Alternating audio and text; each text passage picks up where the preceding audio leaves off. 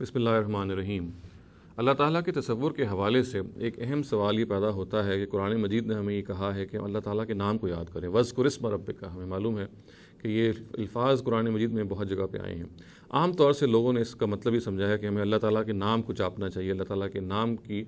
کو ہر وقت اپنے ذہن میں اللہ اللہ کرتے رہنا چاہیے، اور اس کے نتیجے میں پھر جو اذکار وجود میں آئے ہیں وہ ایسے اذکار ہیں کہ جو اپنے اندر کوئی مفہوم نہیں رکھتے۔ میں مثال کے طور پر یہ کہوں یا اللہ تو ظاہر ہے اس کا کوئی مطلب نہیں ہے جب تک کہ میں جملہ مکمل نہ کروں۔ مثال کے طور پر میں یہ کہوں یا اللہ میری مدد کر، یا اللہ میری دعا قبول کر، یہ تو ایک با مطلب یا با محاورہ ایک میننگ فل سینٹینس ہے، مگر اس آیت سے جو مفہوم یہ اخذ کر لیا گیا ہے کہ اللہ تعالیٰ کا اسم یاد کرو، گویا کہ اللہ کے لفظ کو یاد کرو، یہ کسی طرح سے درست نہیں ہے۔ اسی طریقے سے یہ غلط فہمی بھی ہمارے یہاں پائی جاتی ہے کہ عام طور سے اللہ تعالیٰ کا جو ذکر ہے اس کو اجتماعی طور پہ بیٹھ کے حلقے میں بیٹھ کے ہمیں کرنا چاہیے، اور یہ بہت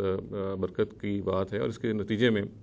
ظاہر ہے کہ بہت ساری جو برکات ہیں اللہ تعالیٰ کی ہم سمیٹے تھے۔ اگرچہ ہم اس پہ کوئی نکیر نہیں کر سکتے، تاہم یہ کہہ سکتے ہیں کہ اللہ تعالیٰ کے ذکر کی جو روح ہے وہ یہ ہے کہ اس کو ہم علیحدگی میں کریں، پرائیویٹلی کریں۔ خداوند تعالیٰ کو یاد کرنا ایک ایسا عمل ہے جو انسان کے اپنے ذاتی تزکیے کا باعث بنتا ہے، اور یہ تزکیہ اس کا تب ہوتا ہے کہ جب وہ یہ کام بالکل تخلیہ میں کرے۔ چنانچہ ایک اور بات بھی جو اس ذہن میں رہنی چاہیے وہ یہ ہے کہ اس آیت کا جو مطلب ہے وَاذْكُرِ اسْمَ رَبِّكَ، یہ بنیادی طور پہ یہ مطلب ہے کہ اللہ تعالیٰ کے ناموں کو یاد کرو۔ اور آپ کو معلوم ہے، ہمیں معلوم ہے کہ اللہ تعالیٰ کے جو نام ہیں وہ صفاتی نام ہیں۔ اللہ تعالیٰ رحمان ہیں، رحیم ہیں، غفور ہیں، عزیز ہیں، حکیم ہیں، یہ اللہ تعالیٰ کے نام بھی ہیں، اور یہ کوئی نہ کوئی کانسیپٹ بھی کنوے کرتے ہیں، اور اس کے نتیجے میں ظاہر ہے اللہ تعالیٰ سے جب ہم متعلق ہوتے ہیں تو ایک زندہ تعلق وجود میں آتا ہے۔ اور قرآن سے یہ بھی معلوم ہوتا ہے کہ جو اولو الالباب ہیں، اہل عقل ہیں، یہ وہ لوگ ہیں کہ الذین یذکرون اللہ قیاما وقعودا وعلی جنوبہم، کہ جو لیٹے بیٹھتے اپنے پہلوؤں پر اللہ تعالیٰ کو یاد کرتے رہتے ہیں۔ اور ان یاد کرنے کا جو طریقہ قرآن نے ہمیں بتایا وہ کیا ہے؟ یتفکرون فی خلق السماوات والارض، یعنی یہ وہ لوگ ہیں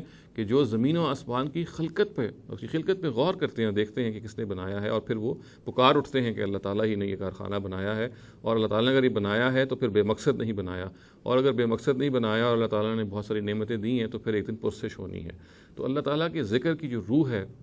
وہ اس کے ساتھ زندہ تعلق ہے، اس کے ناموں کو یاد، اس کے صفاتی ناموں کو یاد کرنا، اس کی بنائی ہوئی کائنات پہ غور و فکر کرتے رہنا، اور بار بار اس بات کی یاد دہانی اپنے آپ کو کرواتے رہنا کہ ہمیں اللہ تعالیٰ نے ایک مقصد کے لیے پیدا کیا ہے، اور خود وہ جو اس کائنات کا بھی ایک مقصد ہے، اور ہمیں اس مقصد سے ہم آہنگ ہوتے رہنا چاہیے اور اپنی آخرت کی فکر کرتے رہنا چاہیے۔ اقول قولی ھذا واستغفر اللہ لی ولکم ولسائر المسلمین والمسلمات۔